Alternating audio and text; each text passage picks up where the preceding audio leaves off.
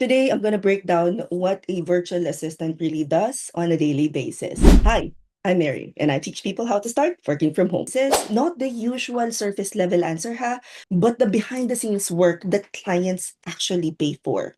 Last Sunday, I was with our team sa Legacy, and I was talking to Liz, and sabi niya, imagine this, over 10 years of experience ng face-to-face, working with different clients. And when one of our mentees, si Liz, got her first client as a virtual assistant, she said it was a totally different kind of animal. So let's talk about that. Let's be clear first. A virtual assistant is not taga-email or taga-post.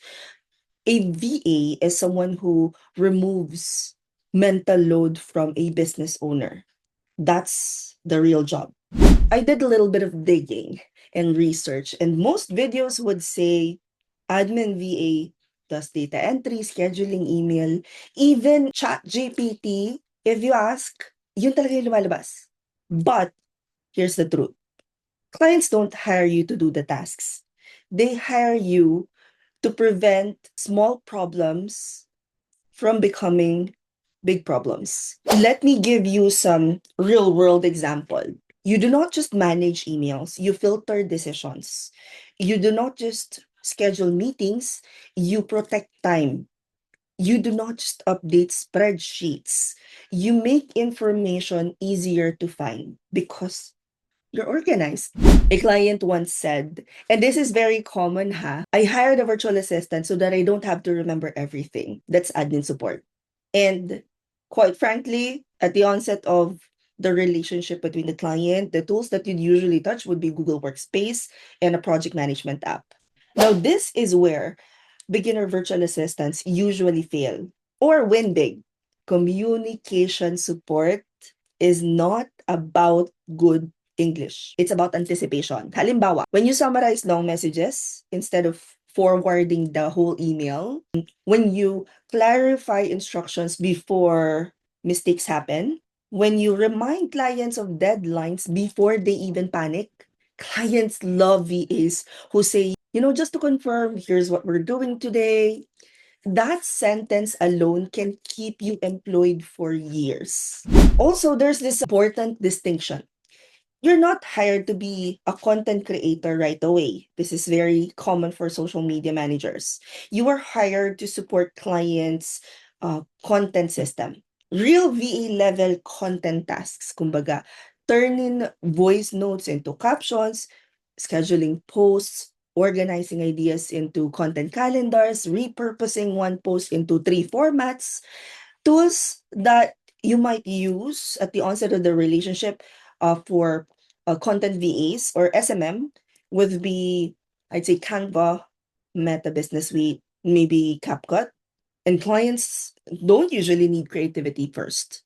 They hire because they need to be consistent, they want to be consistent, and they just don't have the time. Now, this is where beginner VAs can stand out fast. Pero, ang dami mo rin competition because maraming magaling mag-research. And research is not just Googling randomly.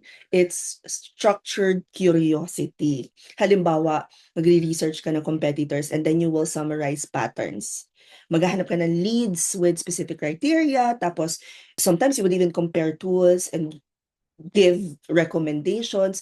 Most VAs skip this. But clients love this. Why?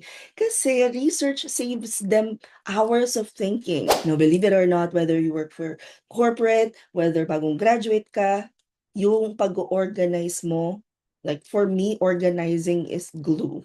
You organize files, processes, standard operating procedures, tasks, communication. And this is not just a one-time project. Continuous siya. Because as you discover new ways to streamline the process, you will update the SOPs. And a VA who knows how to organize well doesn't need to be the best, but they become irreplaceable. So, out of all the things that I mentioned, ano nga ba ang ginagawa ng virtual assistant? A virtual assistant makes business easier to run for the owners. Not louder, not fancier, maybe a little lighter, but if I'm going to describe a virtual assistant, yun talaga siya. So if you're an aspiring VA and you feel overwhelmed, it's not because you're incapable. It's because either one, tamad ka lang talaga, you don't have the patience to do it, or maybe wala pa nagpapaliwanag sa'yo ng role the way that I just did. So, if this video helped you finally understand where you fit, this is exactly what I actually teach inside the Client Ready Virtual Assistant Builder, and that is for free.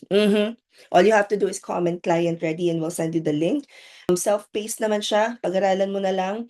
But the reason behind this is because what I realized when people join our paid classes, most of them do not have any idea pa about the industry. So I am giving out this free guide para to save me time because again, business owners, we want to save time. Apart from that, this will also answer the question how to move from confused to confident, step by step, structured, no hype, no shortcuts, just structure. So again, if you want to get a free copy, comment na lang kayo dyan ng Client Ready and we'll send you over the link. Ang dami nga lang pala nag-comment dito so baka hindi pa namin nare-replyan yung iba but we will get to you sooner rather than later. Hope this helps. Comment any questions you guys have about working from home and follow from or work from home chismis. We'll see you in the next vlog. Bye!